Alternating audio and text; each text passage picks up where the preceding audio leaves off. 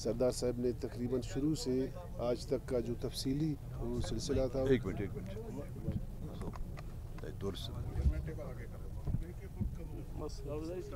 वो सारा तफसील आपके सामने सरदार साहब ने बता दिया है। लिहाजा हम चूँकि सरदार साहब के साथ इस मामले में जो वाक़या पेश हुआ जिसका ज़िक्र भी किया सरदार साहब ने कि ख़वातीन को जिस तरह से इन्होंने गिरफ़्तार किया, उनकी बेहुरमती की और उनकी बेइज्जती की, बिलखुसूस जो कराची में वाक़या पेश हुआ, तो इस हवाले से लाज़मी बतौर इंसान के, बतौर एक कबायली सरबरा और रवायती होने के, ये हम सबको महसूस हुआ और हम सबको तकलीफ़ हुआ इस बात का। कानूनी मामलात तो चलते हैं, इसमें कोई हर्ज नहीं डाल सकता। कानून अपना काम करता है, अपने कानून के तरीके से काम करता है, लेकिन जिस तरह से ये वाक़या पेश आया और जिस तरीके और अंदाज के साथ, तो इस मामले पर हम सबको ये महसूस हुआ और तकलीफ़ हुआ। लिहाजा इसी मामले के हवाले से जब सरदार साहब ने इसके एहतजाज का ऐलान किया और रैली का ऐलान किया, तो हम सब ने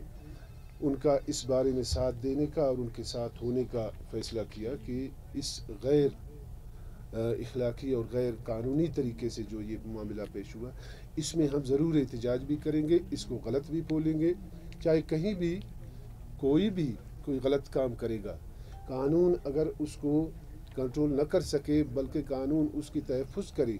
तो लाजमी फिर हम सब इंसानों का ये फ़र्ज़ बनता है कि कम से कम हम उसको गलत ज़रूर बोलें, उसके लिए एहतजाज ज़रूर करें। तो इसी हवाले से फिर हमने सरदार साहब के साथ मिलकर यहाँ पर